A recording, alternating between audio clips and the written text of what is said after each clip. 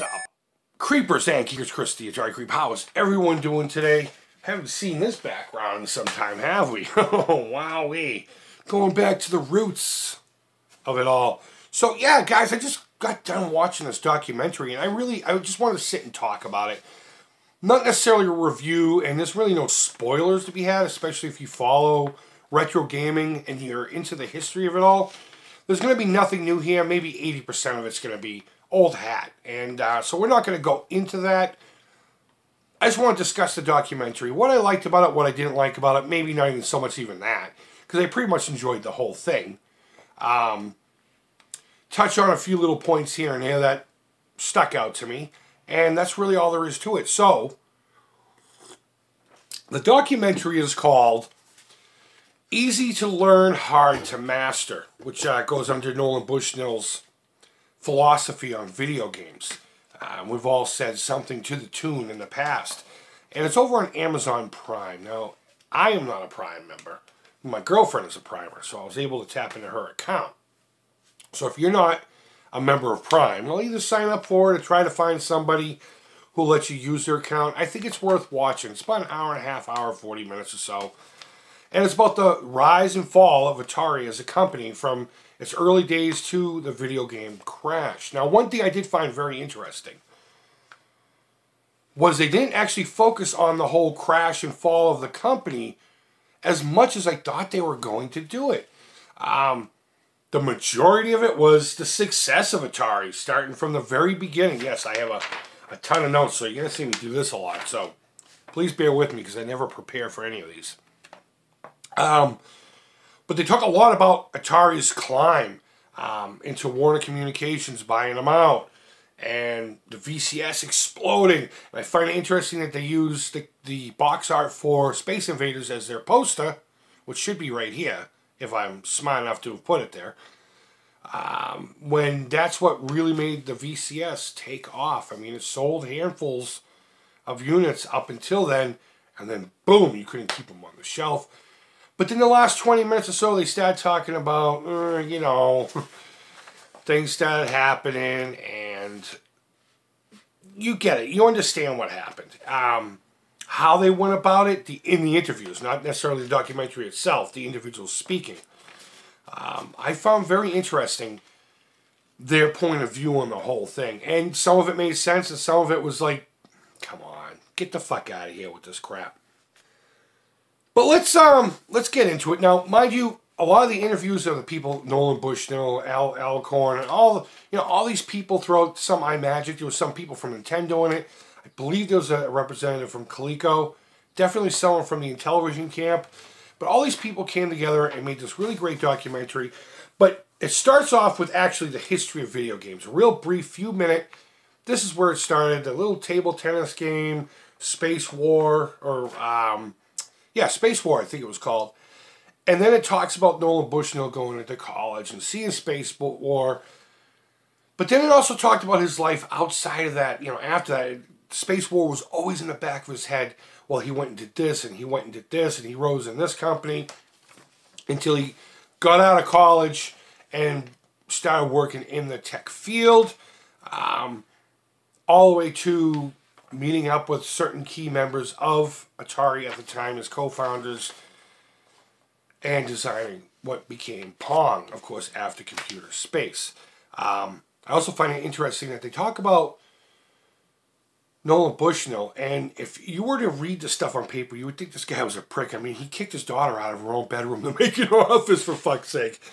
Poor kid had to sleep on a couch, but I guess at the end of the day, it was worth it, right? She probably got a nice big spread after that, but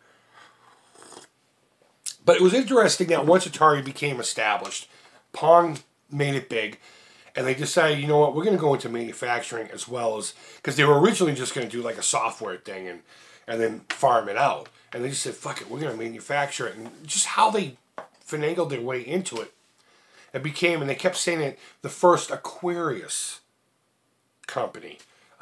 Whatever the fuck that means. But they had a really good philosophy, and we know a lot about that. The whole results versus the process. They don't care about the process as long as the results are as they need them to be.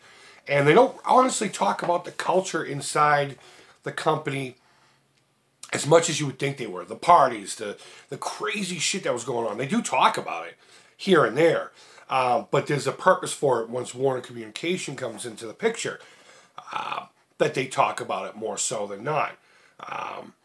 But they don't really go into the whole culture of Atari until it's a clash. They do talk, Ralph Baer has a bunch of interviews in here, and they talk about the difference between, in a technology field, and I'm pretty sure this happens today, that you either do one of two things. You either license out something or you steal it, you know, and then expand upon it. And there was a little bit of talk about Ralph Baer versus Nolan Bushnell. Very interesting points of view there as well. Really worth watching. The rise of their coin op business, they talk a lot about that. Here's something interesting, and it's weird, I never thought of this. Here, at least on the East Coast, we all knew growing up, well, most of us, that organized crime, mafia, if you will, one of their biggest rackets were coin-op businesses. Now, whether it be video games, I guess, but it was more like vending machines and such, pinball, or stuff like that. Apparently, Ali Alicorn went to a meeting that Nolan asked him to go to, and some mafia guy pulled a gun on him saying, hey, you're in our fucking territory. And he was like, yeah, not anymore, we're not. That was the one little, that's a spoiler, but fuck it, whatever, who cares. Then they talk about home pong and how that came about and this thing called the Grass Valley. Never heard about that. Real interesting stuff and how much they actually contributed to a lot of what Atari did, as well as other technological companies at the time. The relationship with Sears. And then, of course, after all that's done, talked about, and they didn't talk about a lot of clones of Pong as far as the home units. Well, they did talk about the coin-op ones, which I thought was another interesting thing. Then they go into, of course, the VCS, and they talk about the 6502 and a TIA chip, which was originally called Stella. And the guy who came up with it finally came out and said, look, Stella was the brand of bike I had. So I just went with it. And next thing you know, it became one of the hot chicks in the office. So I don't know how true that is, but something debunked, which I thought was pretty interesting. So then they go into the Warner Communications buyout. Apparently it was supposed to just be a partnership kind of thing, like saying, hey, we don't have the capital to put the VCS together. Can you please throw some money in and we'll take care of the rest? And Warner just fucking offered the money and bought it outright, which, of course, we all knew about. And they talk about, of course, the business culture clash. You have a bunch of post-hippie technological guys smoking fucking dope, drinking beers, having meetings in hot tubs, and this East Coast stuffy Ray Kazar comes in. Was it Ray? Yeah, it was Ray Kazar. I'm sorry. And he's all, you know. And then it became real interesting how things just started slowly doing this. But somewhere in the middle, that's when the Atari business, the VCS and the whole business model and the whole plan accelerated and became the fastest growing company in the country. And as things started to go like this and the culture kept changing and changing and changing, everything came down and we know the rest from there. Of course, they talk about a lot of the internal management and how they handled the developers and stuff. David Crane has a bunch of interviews in here talking about how Activision was formed. What I didn't know, honestly, and maybe it's because I'm a knucklehead, that a Magic actually was developed from the same way. An Atari employee left and started a Magic. I did not know that. So you can say what you want about that. So they went through that after the culture shock, everything exploding. Ray Kazar was just kind of like, I don't remember that conversation. Oh, I don't remember telling them they weren't important, but it is what it is. Then they get to Pac-Man and E.T., and I found it extremely interesting that they don't go into the details of what happened with the Pac-Man game. They just said it was a big game, we wanted to license it out. Excuse me. Sorry about that. They just spoke about how it was a big game, they had to license it out, it came out and it was a disappointment. They didn't talk about anything in between there. I thought they were going to fucking skirt around all of that. Then, of course, they get to E.T. And Howard Scott Warshaw does interview in this and brings it all to light as it is. And we know the history of it. He had 5 weeks to program it. The guy made out big. He's like, I can do that for you if this is right. And he got a check right down there, and working out. And then they start talking about the crash. Now, I have some notes here as far as, and I literally wrote, seems wicked weird that they took the E.T. and Pac-Man approach as to why the crash took place, and not just the market in general. Then I had to realize, because they did go into it afterwards, very briefly, they kind of sneak it in there, that consumer was starting to lose confidence in the market. And they mentioned, everyone just basically just started making stuff for this, and that's it. But I had to remember this was a documentary about Atari specifically. So that's all they spoke about. They didn't really talk about all the competition. I mean, they mentioned it here and there, and we'll get to that here in a minute. It'll be my last point. But they kind of skirted around why the crash truly happened, and they were focusing on the E.T. and Pac-Man thing. But again, I had to remember they're speaking internally within Atari, so that makes sense. A lot of the folks in there, I don't want to say they were skirting around it, but they said it was more so within Atari, the overhead and inventory was key to why Atari started to fail internally, not so much the market itself. And I can see that being a large part of the problem, but I think the market itself is partially responsible, if not more so. It didn't help that they had all this inventory that they had to pay to keep in warehouses and shit kept coming back. I'm sure that didn't help one bit.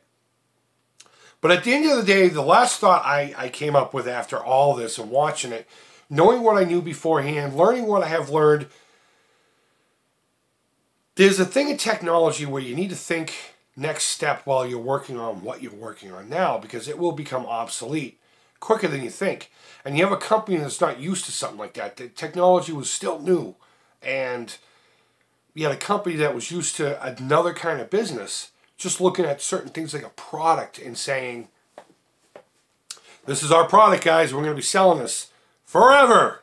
And not realizing that everyone inside's like, guys, you don't understand. This was obsolete when we put it out on the shelf. We need to start looking at tomorrow. And it's one of those, where can we go from here? But the wrong people were in charge of that very question. And I think if you look at it that way, in my opinion, threefold, that's what took Atari down. The wrong people running it and not listening to the people who understand the business. I'm not saying that they had to let them run it, because it did seem like things were going to head in a direction in which they did need a strong leadership, because they were growing so fucking fast. So a third of it would have been something like that. The other third of it would have been the market itself and how much crap was out there and not enough information and people losing confidence. And then, of course, you have your inventory control problems, which led to them just throwing a whole bunch of shit away. Now, mind you guys, I jumped all over the place on this. I didn't even get to half of the points because I want you to watch this documentary if you get a chance. I would say it's worth watching. It's not a nail biter or a fucking, you're not going to be hanging on the edge of your seat. But if you're into documentaries, and the subject, of course, should be interesting to you, because we're all gamers here, hopefully. If not, you're just an extremely kind individual, and I appreciate you watching.